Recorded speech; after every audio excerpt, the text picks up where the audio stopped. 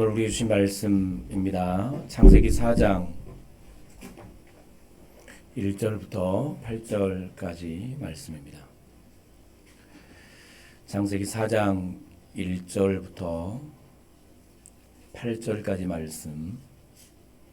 오늘은 제가 하나님의 말씀을 낭독해 드립니다.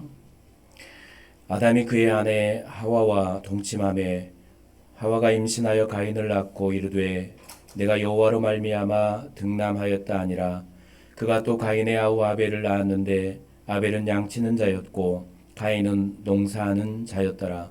세월이 지난 후에 가인은 땅의 소산으로 제물을 삼아 여호와께 드렸고 아벨은 자기도 양의 첫 새끼와 그 기름으로 드렸더니 여호와께서 아벨과 그의 제물은 받으셨으나 가인과 그의 제물은 받지 아니하신지라. 가인이 몹시 분하여 안색이 변하니 여호와께서 가인에게 이르시되 내가 분하여 함은 어찌됨이며 안색이 변함은 어찌됨이냐. 내가 선을 행하면 어찌 낯을 들지 못하겠느냐. 선을 행하지 아니하면 죄가 문에 엎드려 있느니라. 죄가 너를 원하나 너는 죄를 다스릴지니라. 가인이 그의 아우 아벨에게 말하고 그들이 들에 있을 때에 가인이 그의 아우 아벨을 쳐 죽이니라. 아멘. 네, 오늘은 분노의 감정 비워내기 네 번째 시간입니다.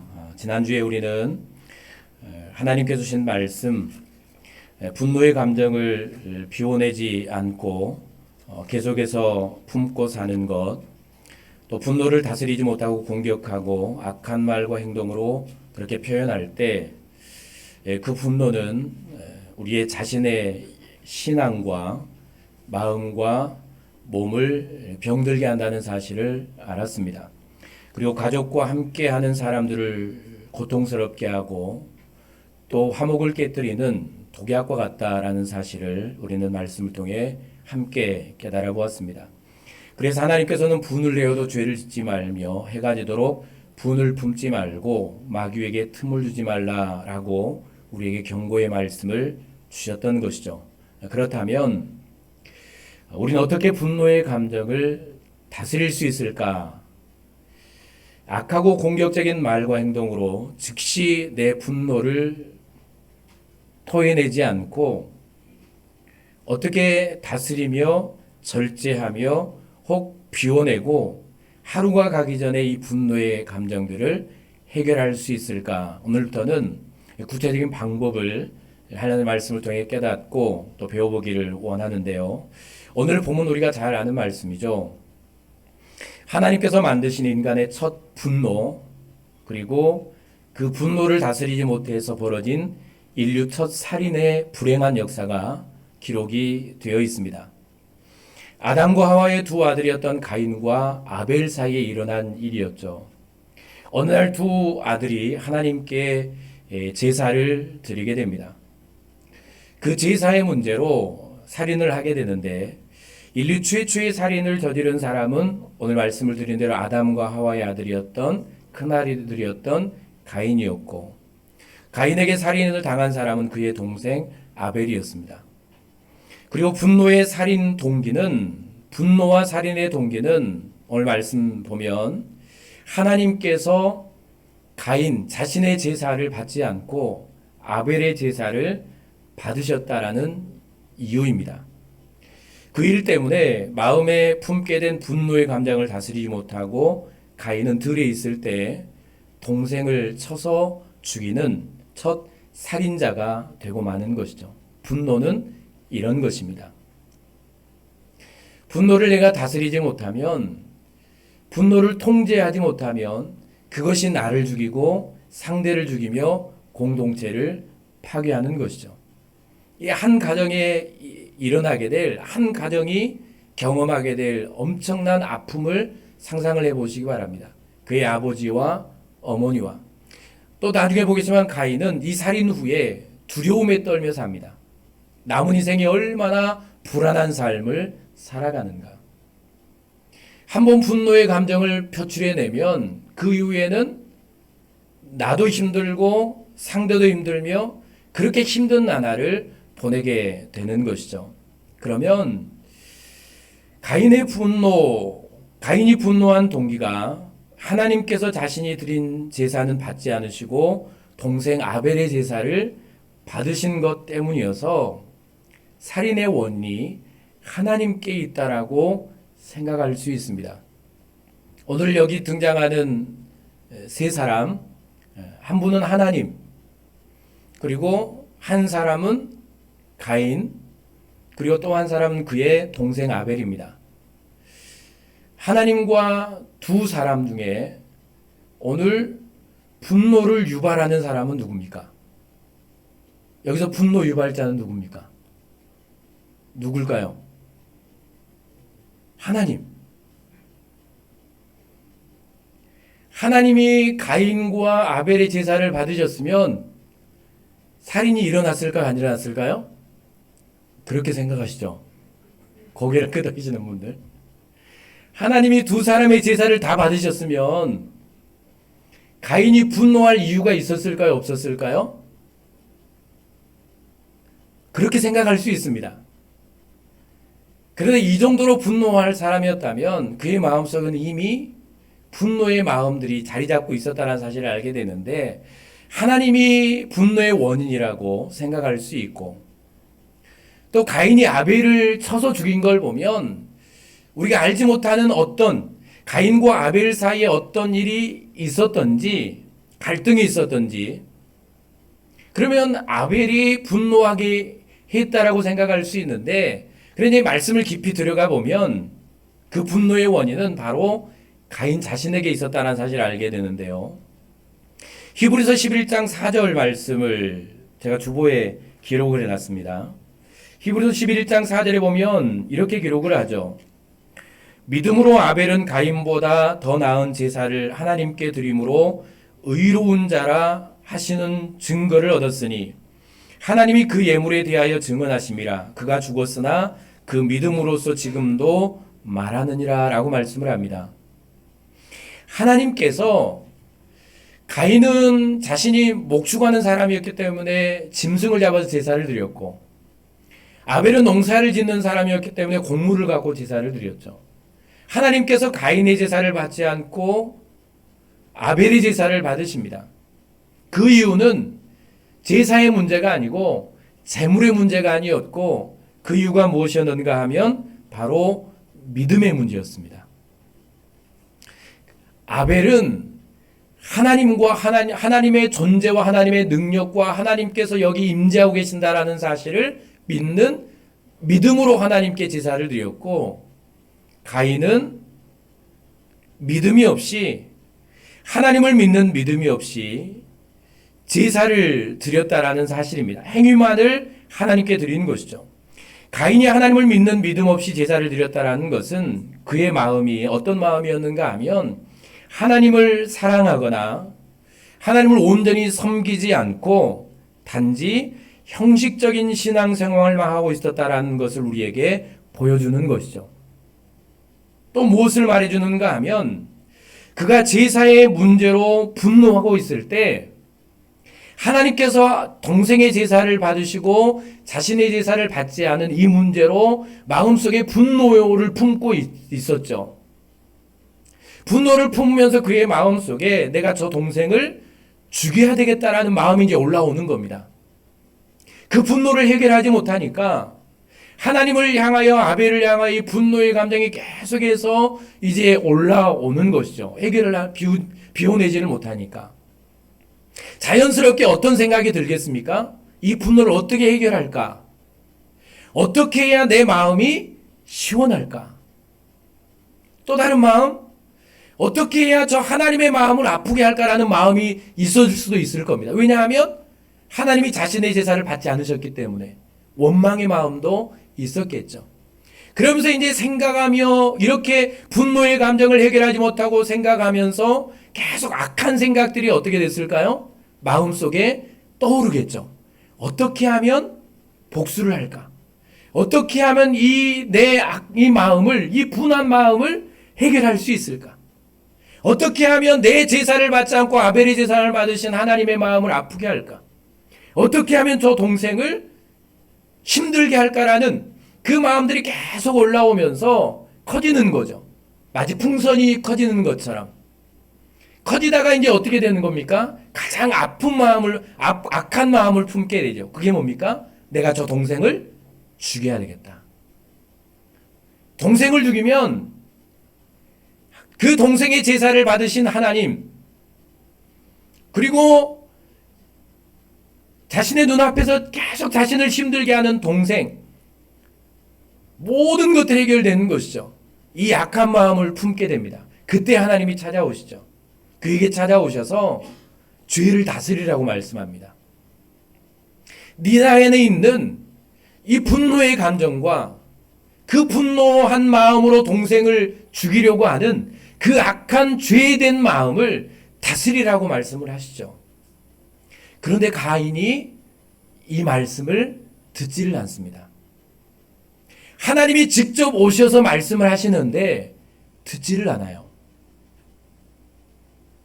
그러니까 가인이 어떻게 하나님 앞에 어떤 제사를 드렸는지를 짐작이 되시겠죠.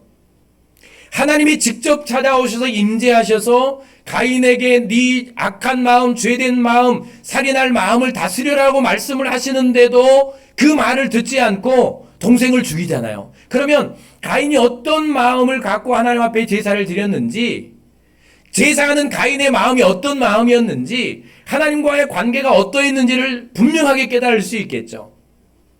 하나님을 사랑하지 않았습니다. 하나님을 믿지 않았죠. 하나님의 능력 앞에 두려워하지 않았습니다. 그러니까 하나님의 존재에 대해서는 하나님이 자신 앞에 살아 계시지만 하나님의 능력과 하나님의 살아 계심과 하나님이 거기 임재하신다라는 사실에 대해서는 전혀 관심이 없는 겁니다. 단지 뭐에만 제사만 드리면 된다라는 생각. 그러니까 하나님과의 관계에서는 빵점이죠. 하나님과 친밀한 관계, 하나님의 은혜를 누리며 사는 관계, 하나님의 말씀에 순종하는 그 순종의 사람, 하나님의 은혜를 누리며 살아갈 수 있는 그 사람들의 모습과는 전혀 상관이 없는, 하나님과는 완전히 별개인 삶을 가인은 살아오고 있었고, 그 모습으로 제사를 드렸고 지금도 그 모습으로 하나님 앞에 서 있다라는 사실을 우리는 깨닫게 되는 것입니다. 결국 그 인생을 깊이 들어가 보면 그 분노의 감정은 결국 누구 때문에 찾아오는 겁니까? 자신입니다. 하나님의 은혜로 자신의 마음을 채우지 못하고 살아간 가인. 살아계신 하나님과 하나님의 능력과 하나님의 권위를 믿지 못하고 그 앞에 무릎 꿇지 못하는 교만한 자신. 하나님의 사랑과 하나님의 은혜를 깨닫지 못하는 하나님께로 멀어져 있었던 가인. 분노할 수밖에 없었겠죠. 이 상황에서 그 분노를 폭발할 수밖에 없었겠죠. 그러니까 이 하나님과 가인과 아벨 중에 분노 유발자는 바로 가인 자신이었습니다. 하나님께로부터 멀어진, 믿음이 없는, 하나님을 사랑하지 못하는, 하나님께 순종하지 못하는, 하나님의 은혜로 자신의 마음을 채우지 못한 그 마음 속에 결국 무엇이 차겠습니까? 악한 마음들만 가득 차는 것이죠. 빈 컵에 공기를 빼는 방법을 여러분 잘 알고 계시죠? 무엇입니까? 이 컵에 공기를 빼는 방법은 많이 들으셔서 아시잖아요. 이 컵에 공기를 다 빼내는 방법은 크게 대답을 해보세요. 뭡니까? 물을 채우는 거죠. 물을 가득 채우면 그 안에 있었던 공기는 자연스럽게 다 빠져나가는 겁니다. 그러니까 하나님의 은혜를 가인이 가장 마음속에 아벨처럼요, 믿음으로 하나님을 사랑함으로 하나님을 경외함으로 그렇게 살면서 하나님의 은혜로 마음을 가득 채우고 살았으면 악한 마음이 들어올 틈이 없었겠죠. 그런데 채우지 못한 가슴에 분노와 악한 마음들만 다 채워지는 겁니다. 이게 우리의 인생이죠. 사실 우리가 분노하는 대부분의 이유는 분노 유발자들도 있지만, 그러나 태어날 때부터 갖고 태어난 이 분노의 유전자, 아버지 어머니가 분노하는 분이었으면 자연스럽게 그 기질을 갖고 태어나게 되죠. 살면서 환경과 사람들과 부대끼면서 마음속에 차오르는 분노, 환경이 그래서 우리의 마음속에 분노가 일어날 수 있습니다. 우리가 살면서 가족들에게, 사랑하는 이들에게 분노하는 대부분의 이유는 깊이 들어가 보면 결국 우리 자신에게 있습니다. 인정하십니까? 저도 인정하고 여러분도 인정할 수밖에 없습니다.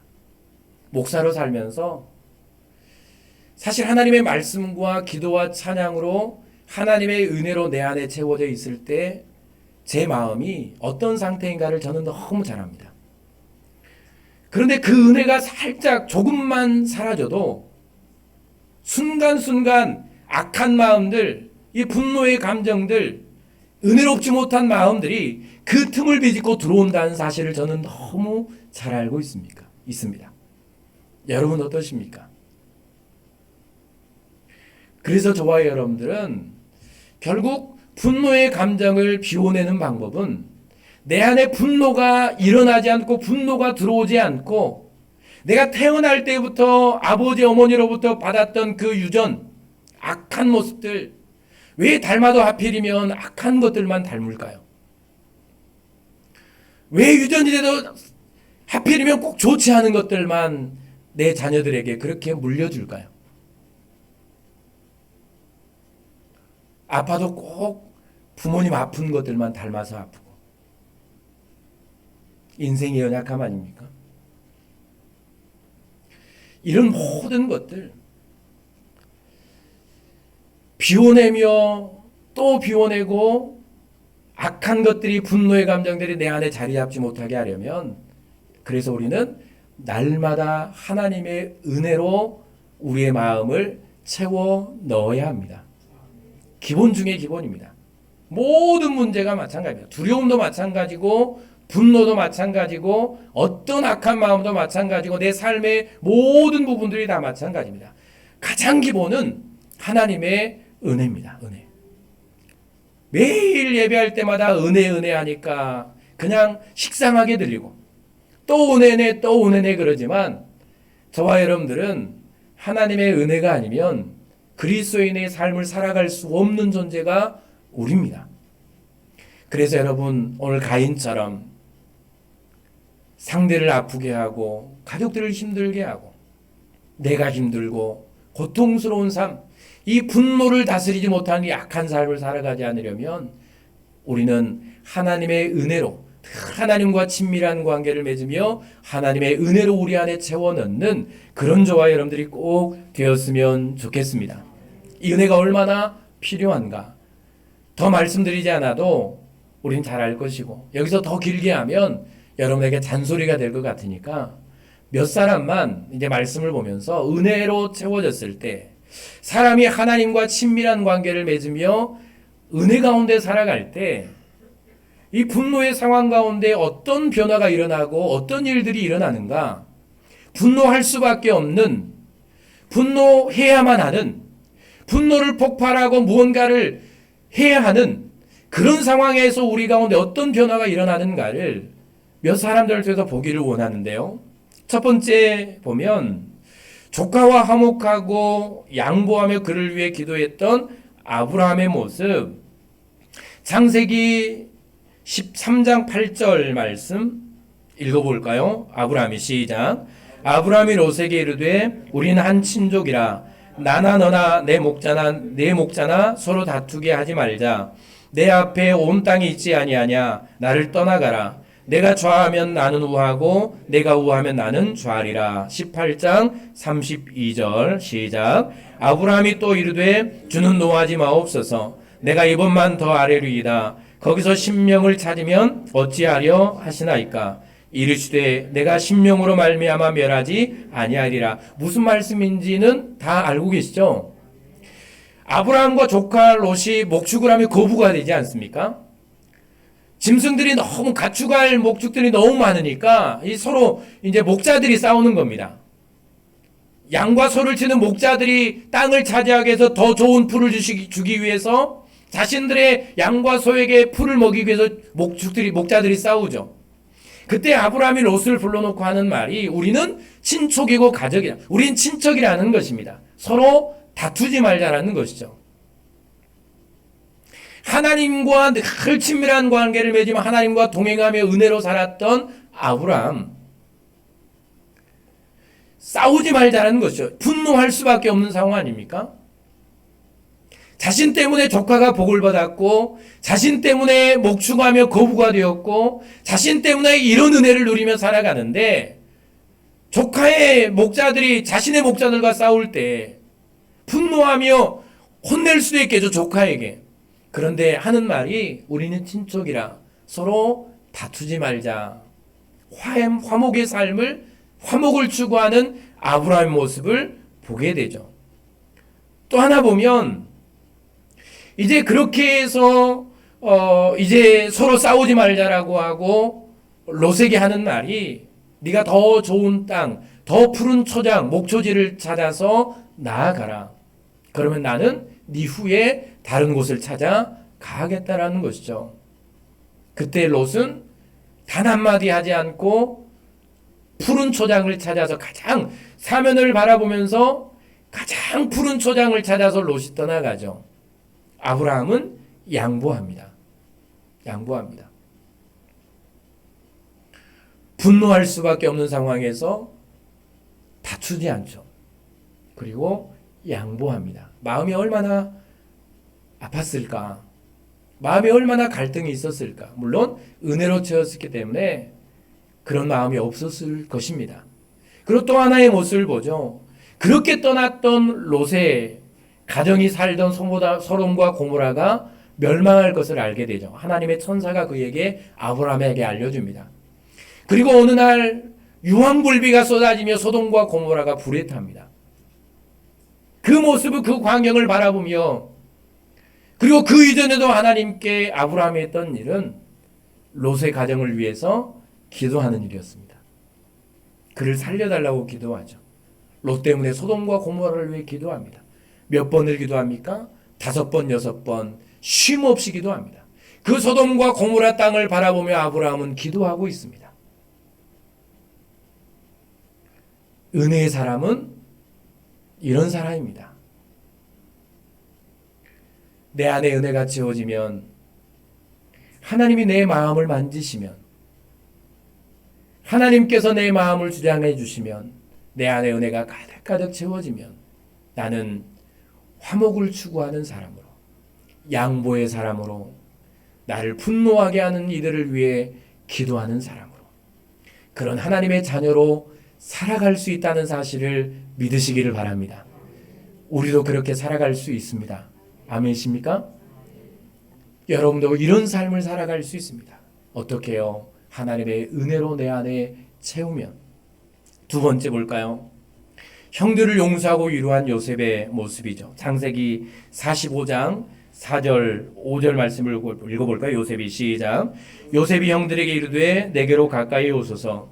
그들이 가까이 가니 이르되 나는 당신들의 아우 요셉이니 당신들의 애굽의 판자라. 당신들이 나를 이곳에 팔았다고 해서 근심하지 마소서.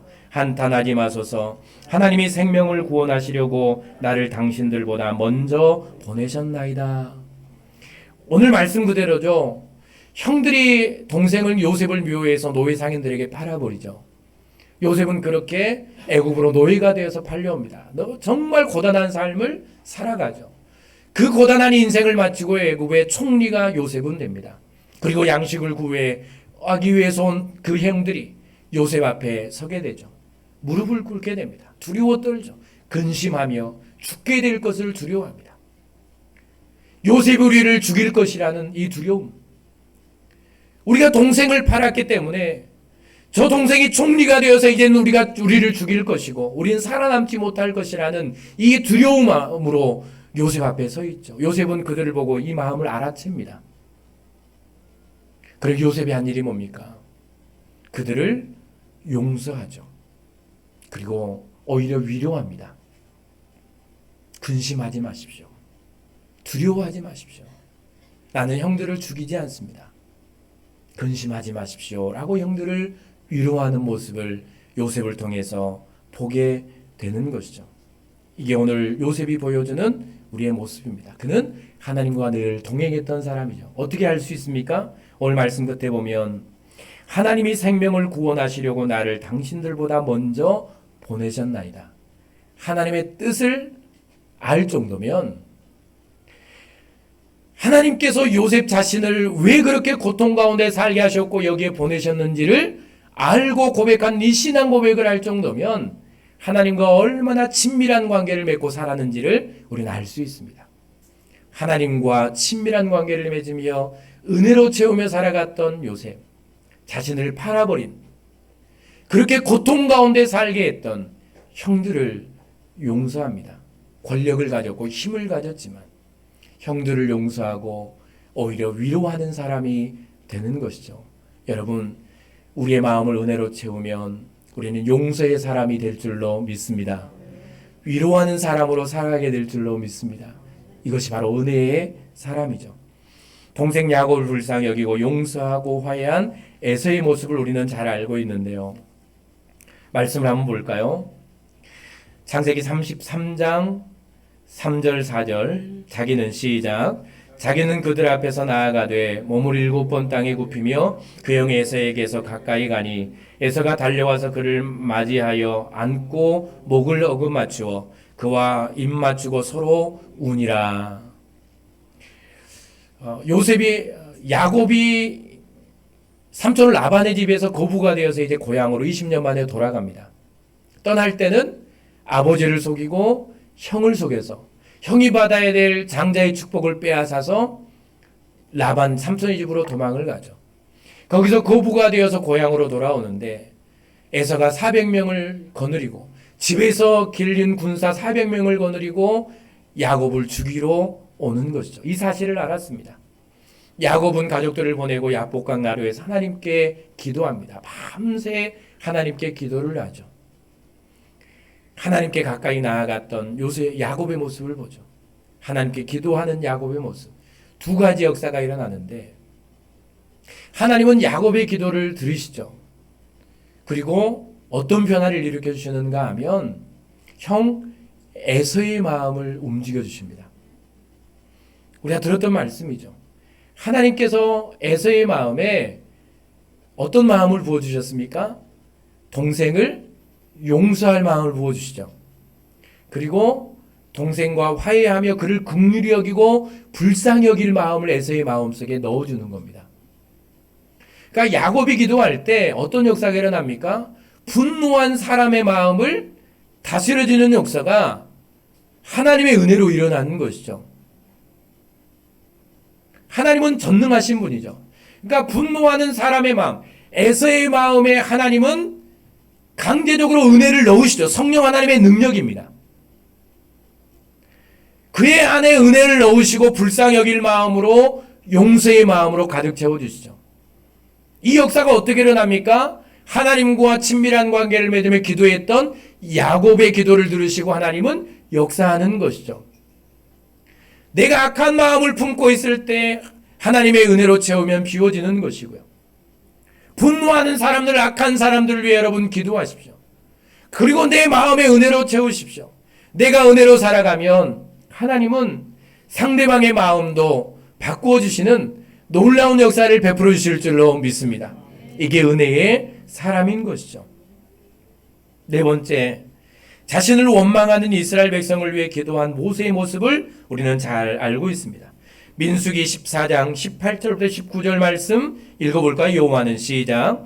여호와는 노하기를 더디하시고 인자가 많아 죄악과 허물을 사하시나 형벌받을 자는 결단코 사하지 아니하시고 아버지의 죄악을 자식에게 갚아 3대까지 이르게 하리라 하셨나이다. 구하옵나니 주의 인자의 광대하심을 따라 이 백성의 죄악을 사하시되 애굽에서부터 지금까지 이 백성을 사하신 것 같이 사하시옵소서라는 기도입니다. 가데스 바네아에서 하나님을 원망하는 이스라엘 백성들, 내가 다 죽이겠다라고, 이스라엘 백성들을 다 죽이고 새로 만들겠다라고 그렇게 하나님께서 말씀하실 때 하나님과 친밀한 관계를 맺고 있었던 모세, 자신을 원망하며 자신을 불평하며 자신과 싸우며 다투는 이스라엘 백성들을 위해 한 일이 무엇입니까? 그들을 용서해달라고 하나님께 기도하는 일입니다. 저 원망하는 사람들, 악한 사람들, 하나님의 말씀에 불순종하는 사람들, 나에게 와서 다투는 사람들, 하나님의 구원의 역사를 부정하는 사람들, 하나님 저들을 살려주십시오, 저들을 용서해 주십시오라고 기도하는 모세의 모습을 우리는 보게 되는 것이죠. 내가 나를 힘들게 하고 고통스럽게 하며 분노하는 이들을 위해 난 어떻게 기도의 사람으로 살아갈 수 있는가? 누가 이런 사람이 되어 살아갈 수 있는가? 사람의 힘으로는 절대 안 되죠. 사람의 능력으로는 안 되는 것입니다. 사람의 감정을 가진 인생이, 분노할 수밖에 없는 인생이, 자신을 향해 분노하며 싸우며 다투며 원망하는 사람들을 위해 어떻게 기도하며 살아갈 수 있겠습니까? 사람의 힘으로는 절대로 안 되는 일이 이 일입니다. 그런데 하나님의 은혜가 있으니까, 하나님의 은혜가 모세를 채우고 하나님의 은혜가, 하나님의 능력이 모세를 붙드니까 그는 이스라엘 백성들을 위해 하나님께 그들을 살려달라고 기도하고 있지 않습니까? 나를 힘들게 하고 고통스럽게 하는 이들을 위해서, 나를 향해 분노하며 나를 아프게 하는 이들을 위해서 난 어떻게 기도하는 인생, 기도하는 삶을 살아갈 수 있을까? 사랑하는 내 가족들을 위해 끊임없이 분노하며 악한 삶을 살아가는 내 가족들을 위해 난 어떻게 기도하는 삶을 살아갈 수 있을까요? 하나님의 은혜가 채워지면 나는 자연스럽게 그들을 불쌍히 여기며 기도하는 사람으로 변화되고 기도하는 삶을 살아가게 될 줄로 믿습니다. 우리도 그런 사람이 될 수 있습니다. 하나님의 은혜로요. 그런데 여러분, 이게 얼마나 쉽게 은혜가 사라지는가? 물이 없다고 다투었던 이스라엘 백성들과 모세의 이야기를 통해 우리는 그 이야기를 들었죠. 이스라엘 백성들이 물이 없다고 모세에게 와서 다투고 싸우며 그를 원망하며 그를 죽이려고 합니다. 그때 모세가 한 일이 무엇입니까? 하나님께 기도하는 일이었죠. 그러니까 하나님의 은혜가 있을 때 이 다투는 사람들, 자신에게 와서 싸우는 사람들, 그 순간에 하나님 앞에 기도했죠. 그리고 기도하는 순간에는 그 자신의 마음을 다스릴 수 있었고, 그리고 하나님의 응답을 받고 백성들 앞에 섰는데, 그 백성들을 바라보는 순간에 자신 안에 있었던 은혜가 언제 그랬냐는 듯 백성들을 향해 분노하며 지팡이로 반석을 내려치는 모세의 모습을 우리는 보았습니다. 순간이다. 한순간입니다. 한순간. 그러니까 하나님의 은혜로 살아가는가, 하나님의 은혜가 내 안에서 비워지는가는 백지 한 장 차이입니다. 방금 천사의 얼굴을 하고 있었던 사람이 잠깐 뒤돌아섰는데 악한 악마의 얼굴을 하고 나에게 설 수 있다는 사실을 알아야 합니다. 오늘 여러분 은혜로, 하나님의 은혜로 채우고 살아가지만 당장 집에 가면 분노의 감정이 내 안에 오르고 악한 악마의 모습으로 설 수 있다는 사실을 알아야 합니다. 하나님의 은혜는 금방금방 소멸됩니다. 내가 말씀을 통해 기도하며 또 하나님 앞에 찬양하며 내 마음에 하나님께서 채우셨던 은혜는 내가 지켜내지 않으면, 철저하게 내가 기도하며 하나님과 친밀한 관계를 맺으며 순간순간 내 은혜로, 하나님의 은혜로 내 마음을 채우고 지켜내지 않으면 그 은혜는 순식간에 내 안에서 소멸되고 악한 얼굴로 설 수 있다는 사실을 우리는 잘 알아야 합니다. 그럼 어떻게 사람이 저럴 수 있나? 어떻게 저 은혜로웠던 사람이 저럴 수 있나? 어떻게 천사 같은 사람이 저렇게 악한 사람으로 변화될 수 있는가? 은혜는 내가 관리하지 않고 지켜내지 않으면 순식간에 비워지고 그 비워진 마음 속에 악한 마음이 들어온다는 사실을 알아야 합니다. 그래서 또 잔소리처럼 말씀을 드리지만 여러분들이 예배해야 하는 이유는 날마다 주일마다 수요일마다 금요일마다 힘들고 고단하고 피곤하고 지친 인생임에도 불구하고 하나님을 찾아 나와야 하는 이유는 하나님 앞에 무릎 꿇고 내 머리를 조아리며 그렇게 하나님의 은혜를 구하며 살아가야 되는 이유는 바로 이런 이유 때문입니다. 지켜내지 않으면 순간 사라지는 소멸하는 것이 은혜라는 것입니다. 철저하게 하나님 앞에서 하나님께서 여러분에게 채우신 은혜 잃어버리지 않고 잘 지켜내는 그런 저와 여러분들이 되었으면 좋겠습니다. 날마다 은혜의 자리에 있어야 하는 것이죠. 그리고 여섯 번째는 자신을 저주하는 시므이 앞에서 자신을 돌아본 다윗입니다. 사무엘하 16장 6절부터 11절 말씀인데 우리가 많이 들었던 말씀입니다. 아들의 배신 때문에 도망하는 다윗 왕의 뒤를 쫓아가면서 다윗을 향해 저주하며 돌을 던지면서 자신 다윗을 저주하는 시므이의 모습을 우리는 잘 알고 있습니다. 아비새가 내가 저놈을 죽여버리겠습니다. 내가 저 인간을 죽이겠습니다 라고 말을 할 때 다윗이 그를 만류하죠. 그리고 하나님의 뜻이 있어서 나를 그렇게 저주하게 했다라고. 그러니까 이 순간 자신은 무엇을 했을까요? 다윗은 자신을 돌아보는 것이죠. 시므이가 자신에게 돌을 던지며 저주할 때 신하는 분노하며 그를 죽이려고 하지만 그런데 하나님과 늘 친밀한 관계를 맺고 있었던 이 다윗은 자신을 돌아봅니다. 뭘 돌아봤을까요? 자신이 하나님 앞에 범했던 악한 죄의 순간을 돌아봤겠죠. 그리고 아버지로서 가정을 잘 다스리지 못했던 그 모습을 돌아봤을 겁니다. 하나님이 왜 나에게 이러시는가를 돌아봤겠죠. 이게 은혜의 사랑입니다. 여러분, 누가 여러분 앞에 와서 여러분을 향해서 분노하고 막 저주하고 여러분을 괴롭게 하고 힘들게 하면 여러분 하나님의 은혜로 채움을 받은 사람은 가장 먼저 자신을 돌아보게 되어 있습니다.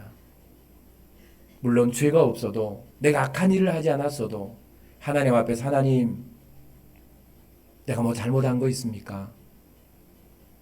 하나님 앞에 내가 부끄러운 일을 한 적이 있습니까? 하나님 내가 모르는 죄가 나에게 있습니까? 하나님 앞에 사람들 앞에 내가 실수하는 것이 있습니까?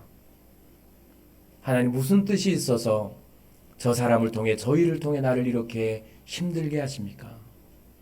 왜 저 사람을 통해 나에게 분노가 올라오게 하십니까? 아무 때나 되지 않는 일이지만 하나님의 은혜가 내 안에 있으면 이 일이 가능합니다. 그러면 우리는 분노하지 않고 이 상황을 넘겨갈 수 있는 것입니다. 마지막 일곱 번째 모습, 다섯 번째를 제가 빼먹었네요. 넘어가겠습니다. 여러분 잘 아는 거니까. 사울을 살려보낸 다윗. 마지막 일곱 번째, 자신을 미워하고 저주했던 백성들을 위해 아파하며 눈물을 흘리는 예레미야 선지자입니다. 2장 11절, 예레미야가 2장 11절 읽어볼까요? 내 눈이 시작. 내 눈이 상하며 내 창자가 끊어지며 내 간이 땅에 쏟아졌으니 이는 딸 내 백성이 패망하여 어린 자녀와 젖 먹는 아이들이 성읍 길거리에 기절함이로다 라는 말씀입니다. 예레미야가 하나님의 부르심을 받고 하나님의 말씀을 이스라엘 백성들에게 전하죠. 멸망하기 전에 회개하고 하나님 앞에 순종하는 자리로 돌아오십시오. 그래야 삽니다. 그래야 우리나라가 멸망하지 않습니다. 회개하고 하나님께로 돌아오십시오 라고 이 복음을 전합니다. 그때 일어난 일이 뭔가 하면 자신의 고향 사람들, 자신의 친구들, 자신의 가족들이 그를 미워합니다. 그리고 저주하죠. 그리고 하는 말들이 가다가 돌뿌리에 걸려서 풀에 걸려서 넘어져서 죽어버렸으면 좋겠다. 그렇게 친구들이 그렇게 말을 합니다. 그리고 사람들이 그를 감옥에 가두죠. 너무 힘들어서 우리가 잘 아는 대로 예레미야는 하나님 앞에 기도하면서 자신의 생일을 저주합니다. 하나님, 왜 나를 태어나게 하셔서 이렇게 힘들게 살게 하십니까? 왜 나를 이 땅에 태어나게 하셔서 나를 이렇게 고통스럽게 합니까? 너무 힘드니까. 그런데 여러분, 그렇게 하나님 앞에 힘들면 기도하며 은혜로 살았던 예레미야, 결국 이스라엘이 멸망하지 않습니까? 사람들이 고통을 당합니다. 끌려가고 아이들은 먹을 것이 없어서 거리에 유리방황합니다. 그런데 그 모습을 보십시오. 내 눈이 눈물에 상하여 얼마나 눈물을 흘렸던지, 눈물 때문에 눈이 상하고 내 창자가 끊어지며 얼마나 통곡하며 울었던지, 창자가 끊어지고 내 간이 땅에 쏟아질 만큼 그렇게 이스라엘 백성들을 위해 눈물로 기도하며 통곡하며 기도하는, 눈물을 흘리는 예레미야의 모습을 보게 됩니다. 여러분을 분노하게 했던 사람들, 여러분을 고통스럽게 했던 사람들, 여러분을 아프게 했던 사람들, 그들이 망하면, 그들이 병들고 그들이 아프면 여러분의 마음속에는 어떤 마음이 들겠습니까? 사실대로 말해보세요. 고소하겠죠. 잘 돼버렸네. 하나님이 벌리셨어. 다 이런 거 아닙니까? 내가 그럴 줄 알았다.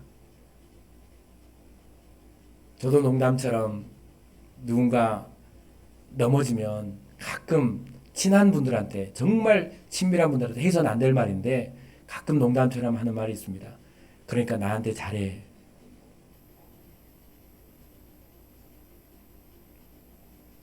나를 그렇게 눈물 나게 하며 고통스럽게 했던, 저주했던 사람들이 내 뒤에서 뒤통수에 대고 저놈 가다 죽어버렸으면 좋겠네.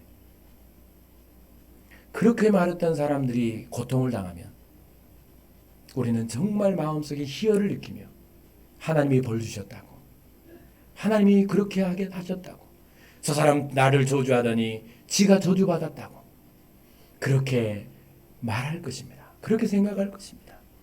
그런데 은혜로 채워지면, 하나님 앞에 기도하며 하나님께서 우리의 마음을 은혜로 붙드시면 그 사람의 뒷모습을 보며 불쌍히 여기는, 하나님을 모르고 하나님이 없어서 은혜를 받지 못해서 저렇게 악하게 살아간 인생들을 향해 눈물을 흘리며